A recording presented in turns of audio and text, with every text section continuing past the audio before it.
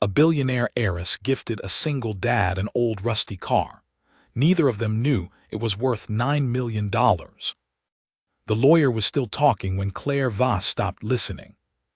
She was standing in the middle of a 12-acre property outside Scottsdale, Arizona, holding a stack of documents she had not read, wearing heels that were sinking slowly into dry red dirt, and thinking about the flight she needed to catch in 4 hours. The lawyer, a thin man named Gerald who sweated through his collar even in October, was explaining something about a tax lien from 1994. She nodded like she was following. She was not following. Her grandfather, Edward Voss, had died 6 weeks earlier at the age of 89. He had left behind a fortune managed by 3 separate firms, a ranch house in Arizona she had visited once at age 9, and a reputation for being a man who never threw anything away and never explained himself to anyone. Claire had inherited the property not because she was his favorite. She was not sure he had favorites, but because she was the only grandchild who had not asked him for anything while he was alive. That was the whole of their relationship. She had not wanted from him. He had, apparently, appreciated that. She had flown in from New York 2 days ago to sign documents and make decisions. She had signed 31 of them. The ranch house itself had already been cleared by an estate coordinator and a small crew. Furniture, clothes, kitchenware, all cataloged, priced, and set out on folding tables under a white tent that snapped in the desert wind. People moved through it in that quiet, purposeful way they do at estate sales, lifting things and turning them over, looking for the number on the sticker, deciding. Claire had walked through it once that morning. She had not picked up a single item. There was a barn at the back of the property. Corrugated tin roof, wooden frame, padlocked. She had walked past it twice without a second thought. It looked like everything else out here, old, dry, holding on out of habit rather than purpose. It was Gerald who mentioned it, almost as an afterthought, as he was shuffling papers back into his leather folder. He said the barn had not been opened as part of the estate inventory. He was not sure if it had been included in the scope of what the coordinator was hired to handle. He looked at Claire like the question was hers to answer. She looked at the barn.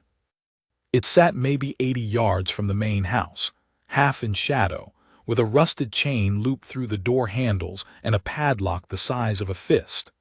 A strip of old wood had warped loose from the frame near the roof, and a thin line of sunlight cut through the gap and fell across the dirt floor inside. She told Gerald to find a key or find a way in. It took 20 minutes to locate the right key in a coffee can on a shelf in the ranch house kitchen. One of the estate crew walked the padlock open, unwound the chain, and pushed the barn doors apart. They groaned the way old things do, low, resistant, full of complaint, and then the interior opened up and the smell came out first. Oil and dust and something else underneath, something older that Claire could not name. The crew member found a light switch. One fluorescent tube flickered on, buzzed once, held. There were shelves along both walls, old tools mostly, a row of glass jars, a stack of folded tarps, 2 metal cabinets with the doors swollen shut, and at the center of the barn, taking up most of the floor space, something large under a tarpaulin. It was the shape of it that made Claire pause. Long, low, wider at the back than the front. Whatever was under the canvas had curves to it, not the boxy shape of old farm equipment or a utility trailer. The proportions were wrong for anything practical. She asked the crew member to pull the tarp off. He grabbed a fistful of canvas at the front end and pulled. The tarp came slowly, dragging a 20-year layer of dust with it, releasing it into the air in a slow, dense cloud that made everyone in the barn take a step back and cover their faces. The canvas pooled on the dirt floor. The dust began to settle. And there it was. It was a car. Long and low, exactly as the shape had suggested, sitting on 4 flat tires that had gone completely soft somewhere in the last decade or two. The body was a dark color. It was difficult to tell exactly what color because the surface was so thoroughly consumed by rust and grime and oxidation that the original paint was only visible in small patches near the roofline and along the lower door trim. Those patches were a deep, dark red, almost burgundy. The chrome details that ran along the sides had gone chalky and pitted. The windshield was intact but so fogged with age that it was nearly opaque. One headlight was present, the lens cracked. Where the other headlight should have been, someone had fitted a rough piece of sheet metal, cut to approximate size and bolted in place with screws that did not match. The rear of the car swept up and back in a long, graceful arc that, even under all that deterioration, still held its shape. A fastback roofline that ended in a tail that was lower than anything Claire had seen on a modern car. Nobody in the barn said anything for a moment. Then Gerald cleared his throat and said it looked like it had been there for a long time. Claire walked around it slowly. She was not a person who knew about cars. She had never owned one. She lived in Manhattan. She took car services.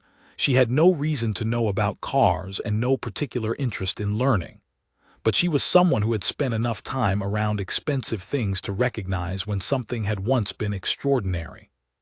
The lines of this car, underneath everything that age and neglect had done to it, were not ordinary lines. She crouched near the front and looked at what she could see of the grille. It was mostly gone, eaten by rust, but the remaining frame of it had a shape she did not recognize. She asked Gerald if he knew what it was. He did not know. She asked the crew member. He guessed it was maybe some kind of old European import, maybe Italian. He was not sure. One of the estate sale attendees had drifted back toward the barn when the doors opened. A man in his 60s with a baseball cap and the look of someone who went to a lot of estate sales. He stood in the doorway and tilted his head at the car for a long moment. Then he said it was a pre-1970 something.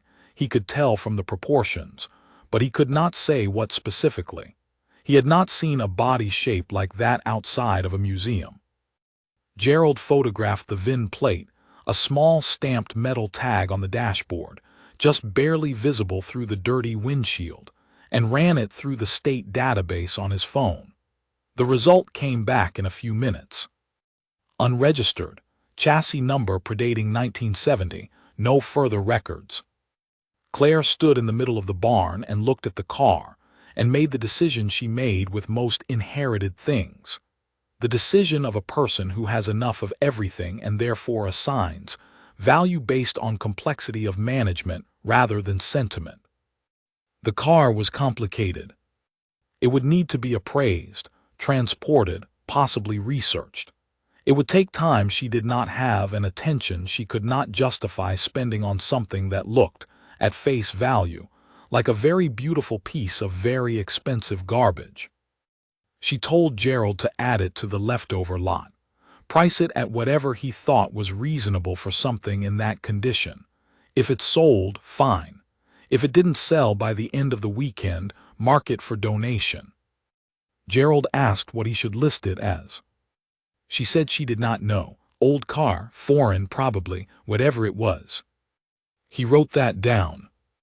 The estate coordinator later tagged it with a handwritten card that said, "Old vintage car, as is, non-running, unknown make." The price she put on it was $400, which she thought was generous given the condition and the missing headlight.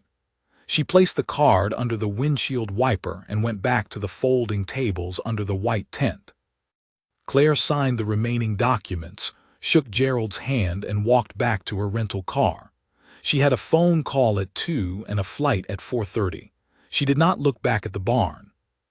She did not think about the car again for 11 months.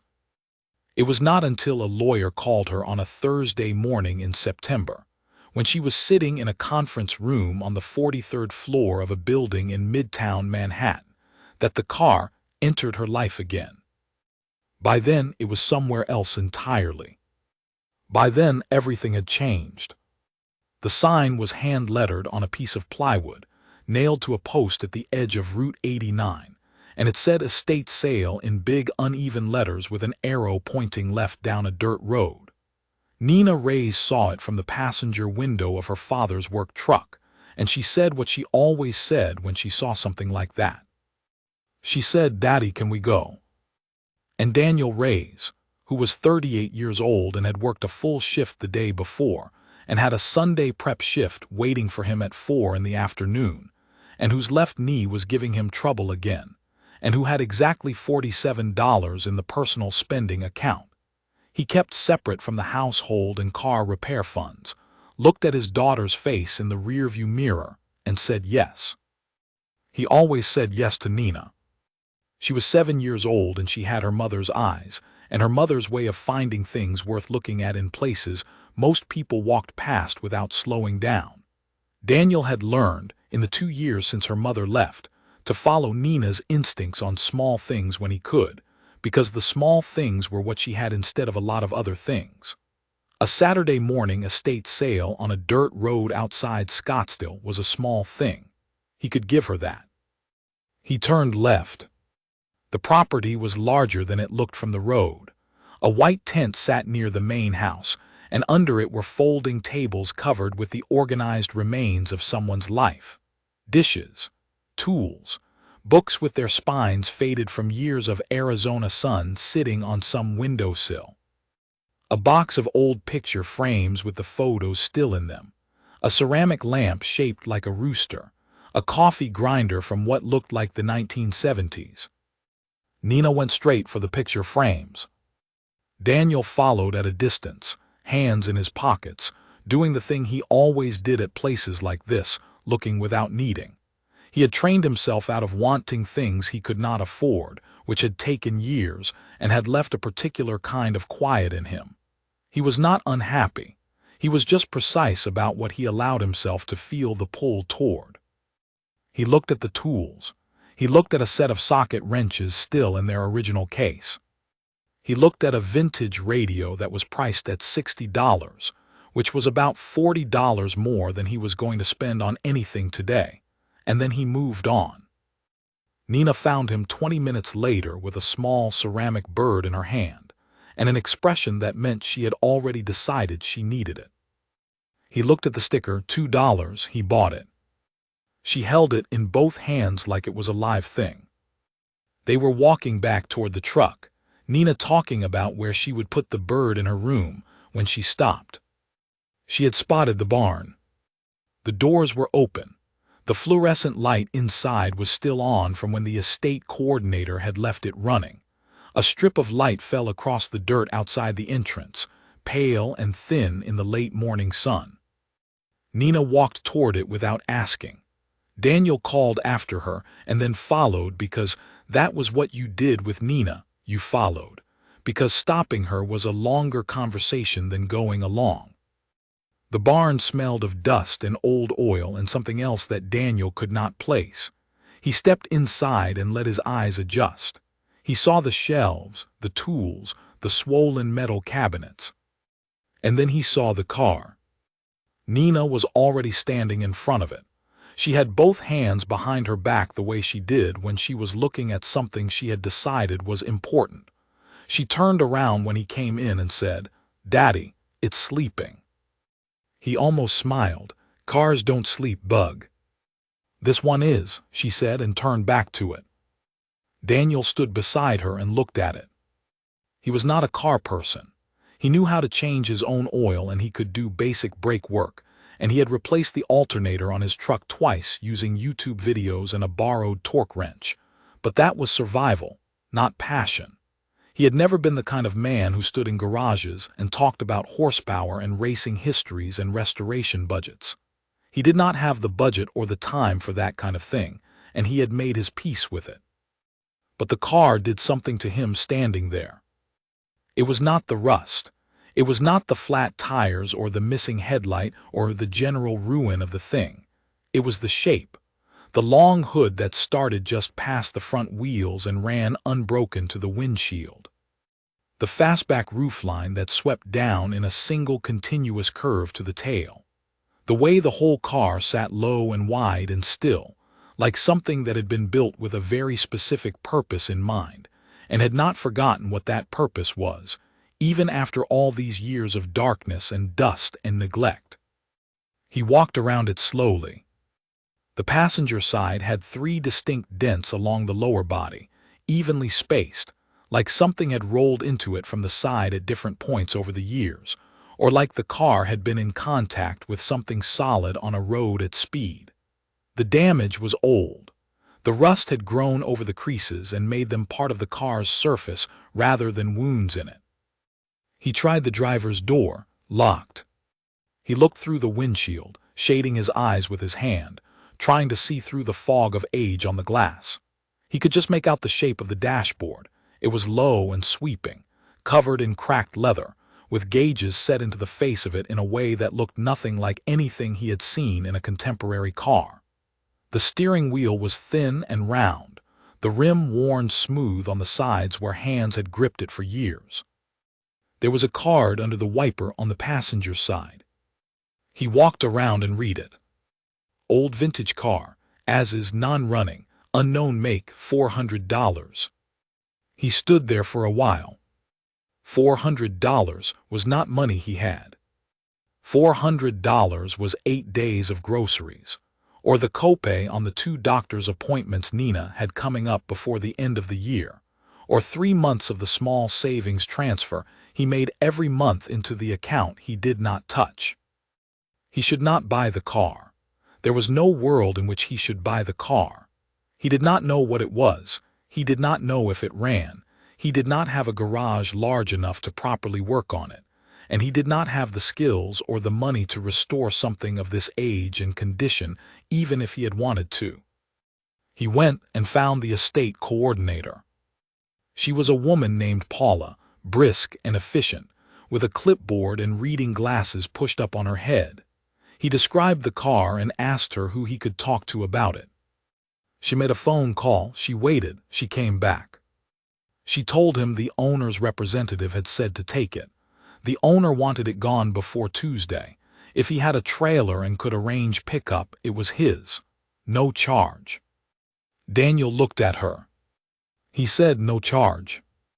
Paula said no charge. She just wants it off the property. He was quiet for a moment.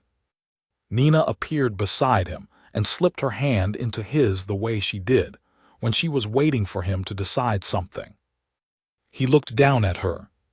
He said, "We're going to need Uncle Pete's trailer." Nina smiled. Uncle Pete was not actually Nina's uncle. He was Daniel's co-worker, a large and good-natured man named Pete Calloway who owned a flatbed trailer and charged Daniel $20 and a 6-pack of root beer every time he borrowed it, which was the most honest rental rate Daniel had ever encountered. They called Pete from the parking area. Pete answered on the second ring, said sure, said he'd bring the trailer over to the property that afternoon if Daniel could wait until 2. Daniel could wait until 2. His prep shift did not start until 4. They waited. Nina used the time to walk every table under the white tent with the focus of a small detective. She found a paperback book with a parrot on the cover that she said looked like a bird she had seen in a dream. Daniel bought it for 50 cents. At 2:15, Pete arrived with the trailer, backed it up to the barn entrance with the practiced ease of someone who had done it 100 times, and stood in front of the car for a long moment before saying anything. Then he said, "Where'd this come from?" Daniel said he did not know. Pete walked around it the way Daniel had, slowly, stopping at certain points. He crouched at the front and looked at what remained of the grill structure. He ran his thumb along the roofline where the paint was still visible in a small patch of deep burgundy. He stood up and said, "I don't know what this is." Daniel said he didn't either. Pete said, "But look at those lines, man." Daniel said he knew. They winched the car onto the trailer together, working carefully around the flat tires and the fragile chrome trim, and drove it back to Daniel's house as the October sun dropped low and turned the desert the color of old copper. Daniel's garage was a single-car structure behind his house, just large enough if you were careful about where you stood. He kept it clean. One wall was tools, organized the way his father had taught him, same wall, same hooks, same order for 20 years. The other wall was shelves with labeled bins. The floor was swept concrete. He backed the car in until it just cleared the garage door and then stood in the driveway while Pete unhooked the winch. Nina stood beside him. The car sat in the garage under the single overhead light, rust and shadow and those strange, perfect lines. "What are you going to do with it?" Pete asked. Daniel was quiet for a moment. Then he said, "I don't know yet." But there was something in the way he said it, not like a man who had no plan, but like a man who had a feeling he had not yet found words for. He closed the garage door that night and went inside and made dinner and helped Nina with her reading homework and got her to bed at 8:30. At 9:15, after the dishes were done and the house was quiet, he went back out to the garage. He sat on the concrete floor beside the car for a long time, doing nothing, not even touching it. Just sitting with it. Like it was company. It started small. The way things do when they matter, but you are not ready to admit they matter. The first weekend, Daniel just cleaned the outside. He used a soft brush and a bucket of soapy water and worked section by section, the way his father had taught him to approach any job that felt too big, not looking at the whole of it, just the part in front of you. He did not use any chemicals. He did not want to disturb the surface until he understood what he was dealing with. He just removed the dust and the surface grime, the loose rust particles that fell away with gentle pressure, the cobwebs from the wheel wells. It took most of Saturday morning.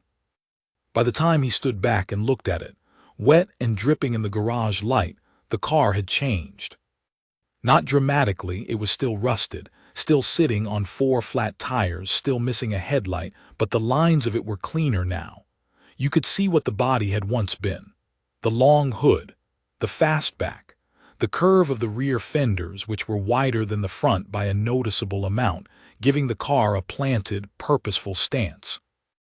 Nina came out at noon to bring him a sandwich and stood in the garage doorway eating her own sandwich and looking at the car with great seriousness. She said, "It looks less tired." Daniel said, "It still has a long way to go." She said, "So do we," and went back inside. He stood there for a moment with his sandwich. Then he ate it and went back to work. The second weekend, he focused on the interior. The lock on the driver's door turned out not to be fully seized, just stiff from years of disuse. He worked it with a thin tool and a little penetrating oil, and on the third try it opened. The smell that came out was dense and strange. Old leather mostly, which had dried and cracked into a surface like the bottom of a dry lake bed, and something else underneath, something that might once have been a particular kind of wax or a particular kind of fabric. He did not try to name it. He photographed everything before he touched it. He had read. On one of the forums he had started browsing late at night after Nina was in bed, that documentation mattered with old cars. He did not know why yet, not specifically, but it seemed like the kind of thing a person should do. The dashboard was cracked leather over metal, the gauges set into 3 circular openings. He wiped the gauge faces carefully with a dry cloth. The markings were in kilometers, not miles. A second data point that pushed the car further toward European origin. He found under the driver's seat a folded piece of paper. Old paper, the color of weak tea, brittle at the edges. He unfolded it with extreme care, one corner at a time, and laid it flat on the garage floor and photographed it. It was in Italian. He could not read it. He posted the photograph to one of the forums that same night, with a short description of the car and a request for a translation. By morning, 2 people had responded. One said the document appeared to be a bill of lading, a shipping record dated 1961, indicating transportation of a vehicle from Torino, Italy, to a port in New York. The other person, whose username was Gia Watch, said only, "Please post more photographs of the car, all you have, tomorrow if you can." Daniel did not know what to make of that. He posted photographs the following evening after his shift. 43 images, taken from every angle he could manage with the garage space available. He posted the roofline, the dashboard, the tail section, the door handles, the badge mounts, empty, the badges long since gone, and the engine bay, which he had not yet examined closely. The engine bay was where it got interesting. He had expected, under the rusted hood, to find something he did not recognize and could not evaluate, a foreign engine from 60 years ago that would mean nothing to him. What he found instead was an engine he could see had been replaced. Not recently, but not originally either. The mounts were modified, clearly done by someone who knew what they were doing, and the engine sitting in the bay was not the engine the car had been built with. Someone at some point had put something else in there. Something bigger. He photographed it all and added it to the forum post and went to bed. He did not sleep well. At 11 in the morning the following day, he had 47 replies in the thread. He read them on his lunch break, sitting in his work truck in the parking lot of a commercial building in Mesa, eating a sandwich and scrolling. Most of the replies were people speculating. Several were people arguing with each other about Italian coach builders from the 1950s and 1960s, names he did not know and had to look up. 2 were people who said he needed to get the car properly appraised before he did anything else with it. But the reply that stopped him was from a user with a German name, a man who identified himself as a specialist in Italian coach-built automobiles from the post-war period. The reply was long and detailed, and careful in a way that the other replies were not. He said the proportions of the body, the roofline angle, the width of the rear fenders relative to the front, and the particular shape of the door cutlines were consistent with a very specific style from a very specific period. He asked for close-up photographs of the door hinges and the windshield frame. He did not say what he thought it was, not yet. Daniel went home and took the photographs and posted them. The German specialist was offline by then. Daniel had a 9-hour shift the next day. He set an alarm for 5:30, checked the forum one more time before sleep, saw no new reply and put the phone down. The reply was there when he woke up. It said, "I need you to look very carefully inside the left door jamb. There should be a small stamped plate, possibly partially hidden by the door seal if the seal has shifted with age. Photograph it and post it immediately." Daniel went to the garage in the pre-dawn darkness in his work clothes and opened the driver's door and crouched at the door jamb with a flashlight. The seal was there, old and partially collapsed. He pulled it back carefully. Behind it, pressed into the metal of the door frame, was a small plate. Letters and numbers stamped. He photographed it and posted it before he even stood up. He was in the truck, 2 blocks from work, when the reply came. It said, "That is not a production code. That is a coach builder's mark. I have been looking for this car for 11 years. Daniel pulled over. He sat on the side of the road and read the reply 3 times. The specialist's name, as it turned out, was Werner Halst. He was 64 years old, based in Stuttgart, and he had spent the better part of his career documenting and authenticating rare Italian coach-built automobiles from the 1950s and 1960s. He had written a book.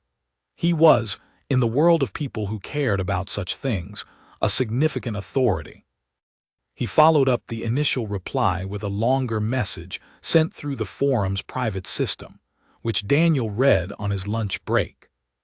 Werner explained, in careful and measured language, that the coach builder's mark on the door jamb, combined with the body proportions and certain details in the engine bay photographs, had led him to a conclusion he was not yet prepared to state publicly without examining the car in person. But he said he wanted to come to Arizona. He said he would pay his own airfare. He asked if Daniel could be available in the next 2 weeks. Daniel sat in his truck in the parking lot and looked at the message for a long time. He thought about the $400 he had not paid for the car. He thought about the Italian bill of lading from 1961. He thought about the way the engine sound had hit him the first time he got it running 3 weeks earlier, after 4 weekends of careful work, and one call to a mechanic friend who owed him a favor. A low, smooth, unhurried sound that had made the concrete floor of the garage vibrate in a way he felt in his chest. He thought about Nina saying, "It looks less tired." He typed back, "Yes, whenever you can get here." Werner Holst arrived on a Tuesday. He wore a linen shirt the color of old paper and carried a leather bag that contained, among other things, a camera with a lens that looked like it belonged on scientific equipment, a small collection of reference documents in a clear plastic sleeve, and a handheld device that Daniel did not recognize and did not ask about. He stood in the driveway of Daniel's house and looked at the garage for a moment. Then he looked at Daniel. He said, "How did you find it?" Daniel said his daughter had seen the barn. Werner nodded like that made perfect sense. They went inside the garage together. Werner set his bag down and looked at the car without touching it for a long time, maybe 30 minutes. He walked around it. He crouched. He used a small light to look at the undersides of the fenders. He examined the door jamb plate with a magnifying glass. He opened the engine bay and stood over it for a long time with his camera. He did not say much. Daniel stood near the workbench and waited. He had learned, over years of working in other people's spaces, how to be patient without taking up room. Eventually Werner straightened up, put the camera down on the workbench beside Daniel and said, "May I sit down?" Daniel brought him the folding chair from the corner. Werner sat. He said, "I need to tell you what I believe this car is." Werner Holst spoke slowly. Not because his English was uncertain, it was precise and clear, but because he was the kind of man who believed that difficult information deserved to move at a pace that a person could follow. He began with a name. The car, he said, was in his belief a 1957 Ghia supersonic prototype. He let that sit. Daniel knew the name Ghia distantly, from somewhere in the periphery of his general knowledge, the way you know the name of a country you have never been to. He knew it was Italian. He did not know what supersonic meant in this context, and he said so. Werner explained. In the mid-1950s, a coach-building company in Turin, Italy, had produced a small number of extraordinary bodies on commission for wealthy collectors and automobile manufacturers who wanted something beyond what a standard production line could offer. These were not ordinary cars. They were built by hand, shaped by craftsmen, designed by people who were working at the intersection of engineering and art in a way that had never quite been repeated since. The Ghia Supersonic was among the most admired of these works, a long, low, aerodynamic design that had appeared at auto shows across Europe in the mid-1950s and had captured the attention of enthusiasts and collectors who understood what they were looking at. Two had been built to the supersonic design. One had been confirmed destroyed in a warehouse fire in Turin in 1971. There had been documentation of the fire. There had been photographs. The loss had been noted in specialist publications and mourned by the people who mourned such things. The second had disappeared. It had been documented at a Frankfurt Auto Show in 1982, displayed by a private collector who had declined to give his name to the catalog. After that show, no record, no subsequent exhibition, no sale at any known auction, no appearance in any provenance documentation. It had simply stopped being seen by the world. Werner had been looking for it for 11 years. He had followed 3 separate leads in that time. One to a private collection in Switzerland that turned out to be a different vehicle. One to a storage facility in southern France that held nothing relevant. One to an address in New Mexico that had changed hands twice and yielded no information. And then a forum post from a man in Arizona, with 43 photographs of a car he had found at an estate sale for free. Daniel was sitting on the concrete floor with his back against the workbench. He had sat down somewhere during Werner's explanation. He did not remember deciding to. He said, "You're sure?" Werner said he was not yet legally certain. Certainty of that kind required laboratory analysis of the paint layers, full documentation of the chassis modifications, and cross-reference against the original manufacturer records that existed in an archive in Turin. But his professional opinion, based on 30 years of examining these vehicles and 11 years of searching for this specific one, was yes. He was sure. Daniel looked at the car. It was still in the same state he had found it, cleaner now, partially disassembled in places where he had been trying to understand its construction, the flat tires replaced with temporary dollies so he could move it more easily in the garage.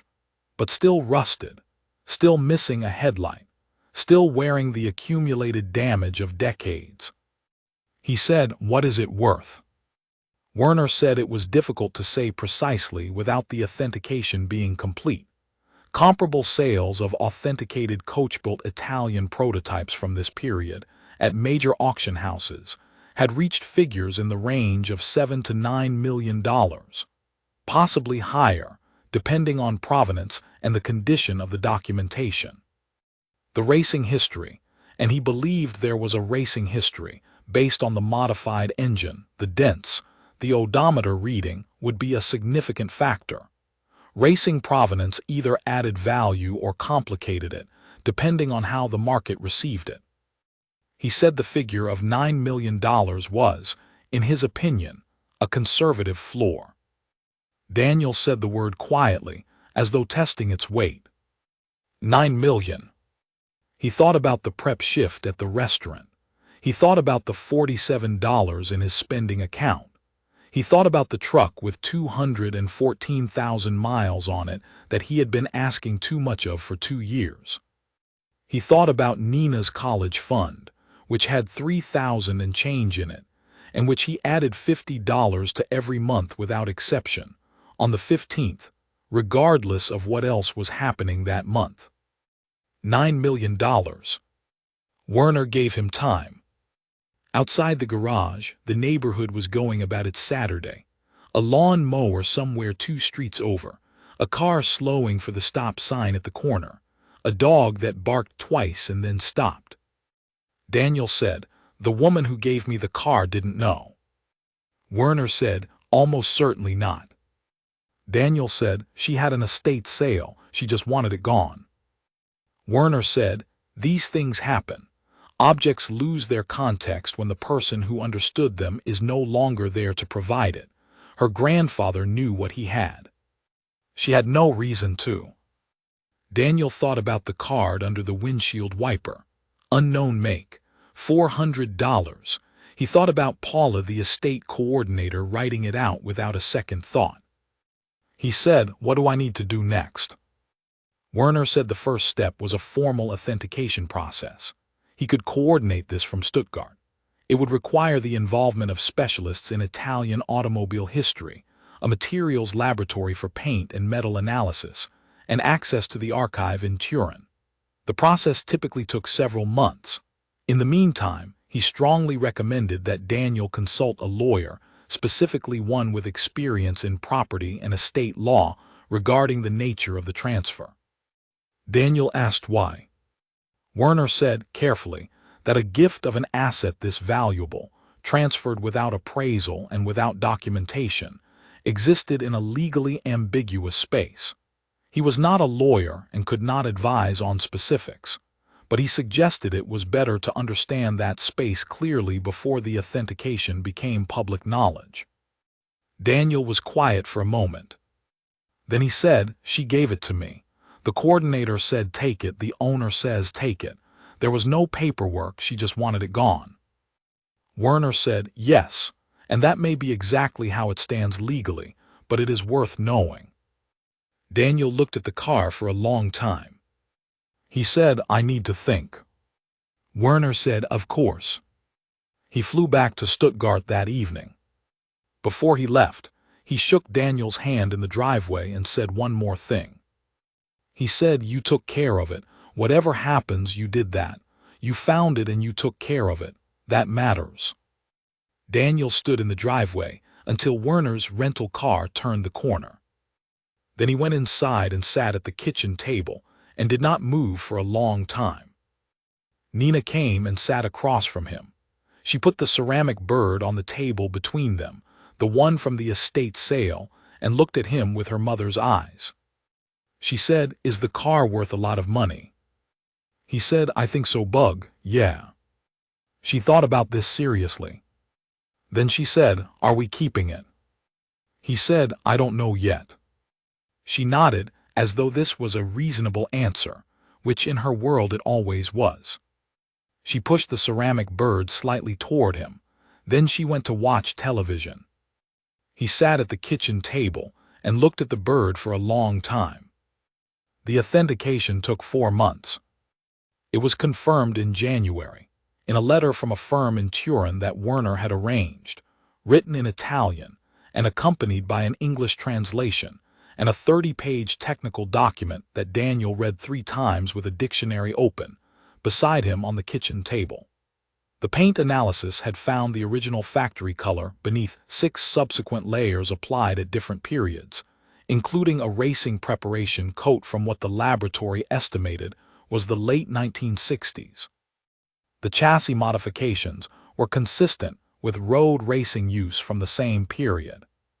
The engine was a later replacement, installed with exceptional skill by someone who had known exactly what they were doing. The letter confirmed the vehicle as the second 1957 Ghia supersonic prototype, previously unlocated, presumed by many in the field to no longer exist. Daniel sat with the letter for a long time. Then he called a lawyer. Her name was Patricia Obi, and she had been recommended by Pete Calloway, who had a cousin who had used her for a property matter 2 years earlier. She was direct and clear and did not waste words, all of which Daniel appreciated. He told her the full story, from the estate sale to Werner's visit to the authentication letter. He told her about the estate coordinator's phone call, the owner's instructions to take the car, the absence of any paperwork. Patricia listened without interrupting. When he was done, she said, "The gift appears to be legally valid. There was offer, acceptance, and transfer. No consideration required for a gift. The absence of paperwork is not unusual for a personal property transfer of this kind, particularly at an estate sale context." She paused. Then she said, "However, given the value involved, and given that the donor almost certainly did not know the value at the time of the transfer, it would not be unusual for the donor's side to explore whether there are grounds to contest. I would expect a call from her lawyers." Daniel said, "Has she called yet?" Patricia said she had received no communication. Daniel said, "She might not contest it." Patricia said, "She might not, but you should be prepared." He thanked her and hung up. He went to the garage. He sat on the floor beside the car, the way he had the first night he brought it home, before he knew anything, before Werner's visit and the forum thread and the authentication letter and Patricia Obi, and the concept of $9 million had entered his life. He sat there for a long time. And he thought about a woman he had never met, who had been standing in a barn in October looking at a car she did not recognize and had no idea how to carry, and who had simply said, "Take it." It just needed to go somewhere it would be looked after. He was not sure, thinking about it that night in the quiet of his garage, that he could keep something that had been given away in ignorance. He was not sure he could not. He did not decide anything that night. He just sat with the car. The call from the lawyer came on a Thursday. Claire Voss was sitting in a conference room on the 43rd floor of a building in Midtown Manhattan, in a meeting about the restructuring of a fund that her grandfather had established 30 years earlier, and that she now had oversight of as part of the estate. It was a complicated meeting, and she was paying attention to it, which was why she did not notice the first call from Gerald's office, or the second. The third call she noticed. She stepped out into the corridor and answered. Gerald said, "I need to tell you something about the car from the barn." Claire took a moment. Then she said, "There was a car in the barn." Gerald reminded her. October. The estate sale. The corrugated tin barn at the back of the property. The old vehicle under the tarpaulin that she had instructed the coordinator to add to the leftover lot. She remembered, vaguely. She had been trying to catch a flight. Gerald explained what he knew. A man had taken the car, the coordinator had authorized it at Claire's direction, or what Gerald believed to have been Claire's direction, filtered through a phone call he had made on her behalf. The man had taken it home. He had researched it, contacted specialists, arranged an authentication process. The authentication was complete. The car was a 1957 Ghia supersonic prototype, one of two ever made, the only remaining example of its kind. Estimated value at auction, $9 million, possibly more. Claire stood in the corridor outside the conference room. Through the glass wall, she could see the meeting continuing without her. Someone was drawing something on a whiteboard. Someone else was looking at their phone. She said, "Who is the man who took it?" Gerald told her what he knew. A man named Daniel Reyes, Scottsdale area, single father, HVAC technician, 38 years old. Claire said, "Does he know what it's worth?" Gerald said yes. The authentication had been completed through a specialist in Stuttgart. A firm in Turin had sent a formal letter. There had apparently also been some activity on an online forum for vintage car collectors, which was how the specialist had initially made contact. The story was not yet widely known in the mainstream, but in certain circles it was already circulating. She said, "What is he planning to do with it?" Gerald said he did not know. His understanding was that the man had not yet made any public decisions. Gerald then said carefully that there were options available to her, that the nature of the transfer, informal, undocumented, made without any knowledge of the asset's value, created a space in which a legal argument could be constructed. He was not saying it would succeed. He was saying it existed. Claire said, "Has he sold it?" Gerald said no. She said, "Has he tried to?" Gerald said not that he was aware of. She said, "He found out it was worth $9 million and he hasn't sold it." Gerald said, "It appears not yet." Claire stood in the corridor for a moment longer. Then she told Gerald she needed 24 hours. She asked him to hold off on any communication with Daniel Reyes or his representatives until she called him back. Gerald said of course. She went back into the meeting and sat down, and did not absorb another word of it. That evening she did something she had not done in the 11 months since the estate sale. She went home, to her apartment, which she had been in and out of without quite settling, and she sat at the kitchen island with her laptop, and she looked up her grandfather. Not his financial records, not the estate documents, not the tax structures Gerald had been walking her through for months. She looked up the man. She had known him in the way that wealthy families sometimes know their oldest member, as a presence, as a source of certain kinds of authority, as the person at the head of the table at the few formal occasions per year when the family occupied the same room. She had known he was from somewhere in the Midwest originally, that he had built the first of his money in manufacturing, that he had expanded it in real estate. She had known he was private, and that he did not offer information about himself, and that nobody pressed him for it. She had not known much else. She found a photograph. It was not in any database she had expected to find it in. It was on the archived website of a now-defunct European automobile magazine, in a gallery of photographs from the Frankfurt International Motor Show in 1982. The caption identified the individuals in the frame only by their relationship to the vehicle, owner, specialist, press photographer. But the man standing beside the long, low car with the fastback roofline and the deep burgundy paint was unmistakably her grandfather, younger than she had ever seen him in a photograph. Leaner. His hair was still dark. He was wearing a suit that looked like it had cost a great deal of money, and he had taken the jacket off and slung it over his shoulder, and he was smiling. She had not seen her grandfather smile in a photograph before. Not once, in all the formal estate photographs and business portraits and family occasion pictures that she had seen over the course of her life. He was smiling at the car. He was standing beside it with one hand resting on the roof, his jacket over his shoulder, and he was smiling at it the way a person smiles at something they love and have loved for a long time. Claire sat with that image for a long time.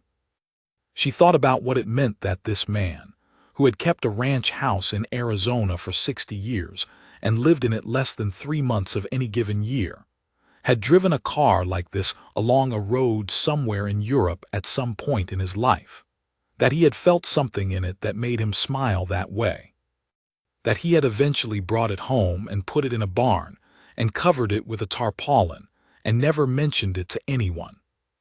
She did not know if he had been protecting it or hiding from it, or simply keeping it in a place where it could not be taken away from him by the version of himself he became when he became wealthy. She did not know. She closed the laptop. She thought about Daniel Reyes, a man she had never met who had taken a car she did not want because his daughter had spotted a barn and he had said yes to her, who had sat in a garage with a car he did not understand and learned it slowly, weekend by weekend, because something in it had caught him, who had found out it was worth $9 million and had, apparently, kept it. She thought about that. She did not sleep well. In the morning she called Gerald and told him there would be no legal action. The car had been given away with full authorization. She had no claim on it and she would not pursue one. Gerald said he understood. Then she asked Gerald for a phone number. He said the man's direct number was not something he had. She asked him to get it, quietly, through appropriate channels. She did not want it to go through lawyers on either side. She wanted to make the call herself. Gerald said he would find it. He called back that afternoon with a number. Claire held her phone for a long moment before she dialed. She had thought about what she wanted to say.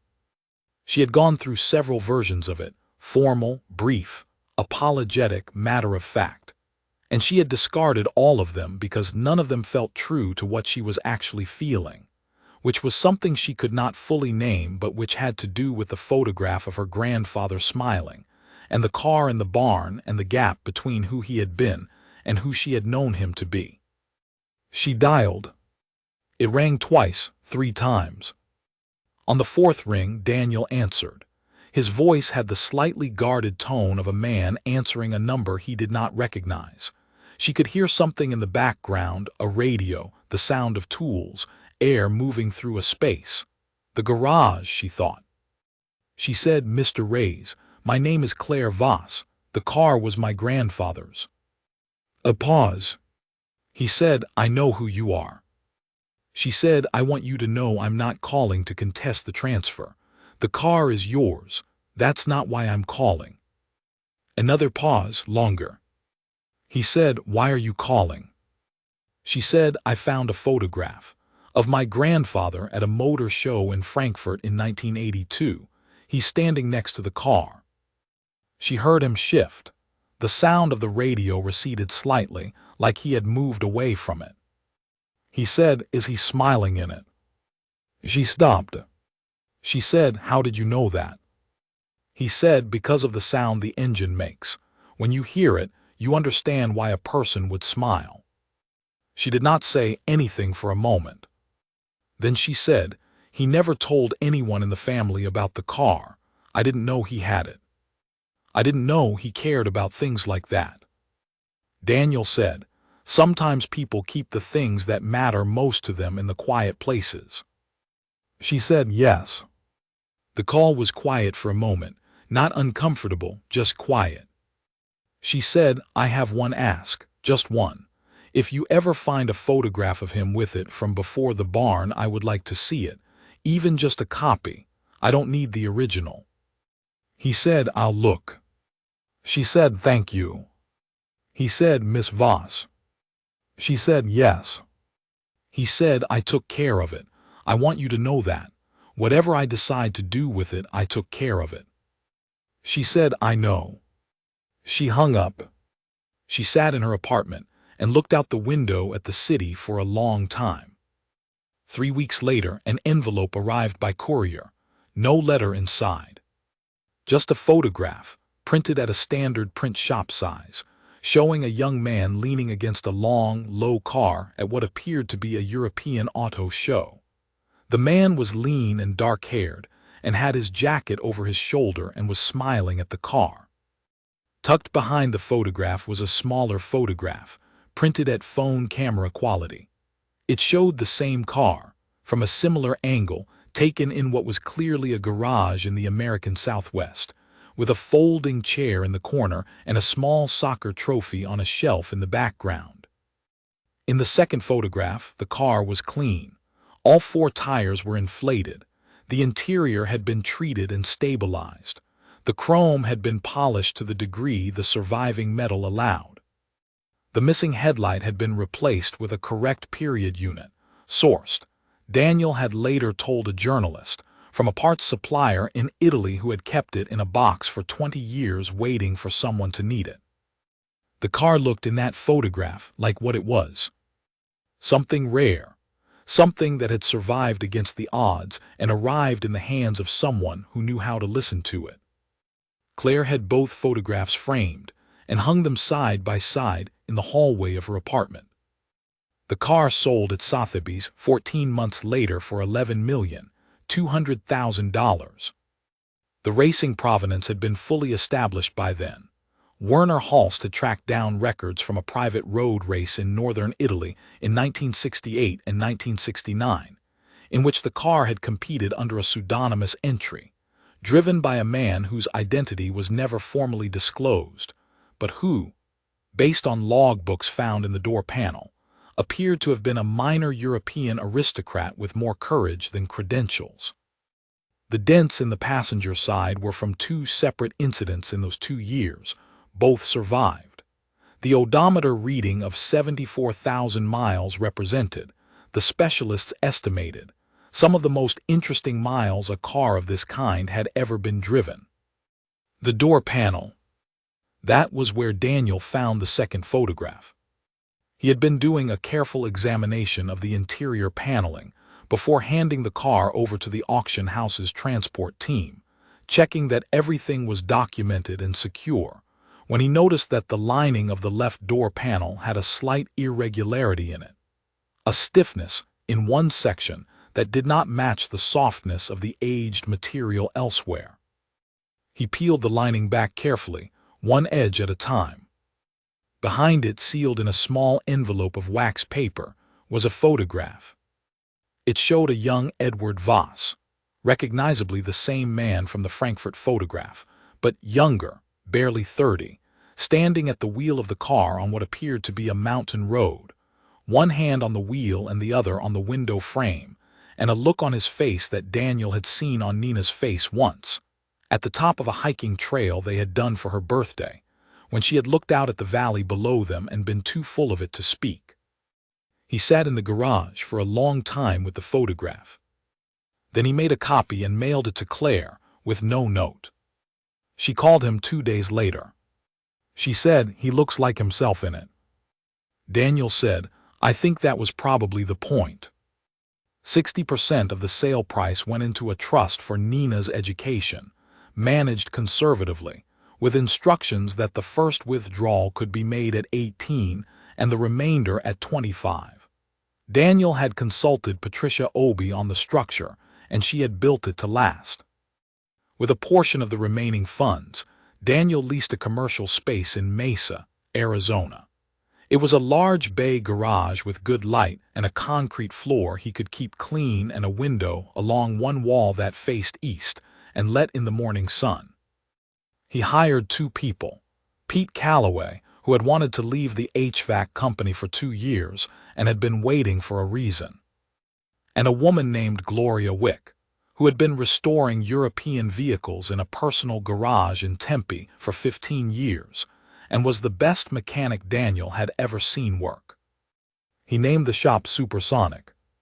The sign above the door was simple, dark letters on a light background, the kind of sign that does not need to explain itself. On the first morning they opened, Nina came before school and stood in the middle of the empty bay and looked around at the clean floor and the tools on the walls, organized the way Daniel's father had taught him to organize them. Same wall, same hooks, same order. And then she looked at her father. She said, "Is this ours?" He said, "Yeah, Bug, this is ours." She nodded the way she did when something confirmed what she had already expected. Then she picked up her backpack and went to school. Daniel stood alone in the bay for a few minutes, with the morning light coming through the east window and the smell of clean concrete and fresh paint, and the faint trace of motor oil that never fully left any space that was meant for cars. He thought about a barn on a 12-acre property outside Scottsdale. He thought about a tarpaulin falling away in a cloud of 20 years of dust. He thought about an engine sound he had never heard before and could not stop hearing after. He thought about a man who had covered something he loved with a tarpaulin and left it in the dark, and the particular sadness of that, and the particular miracle of what had come after. He put on his work gloves. The first car was already waiting.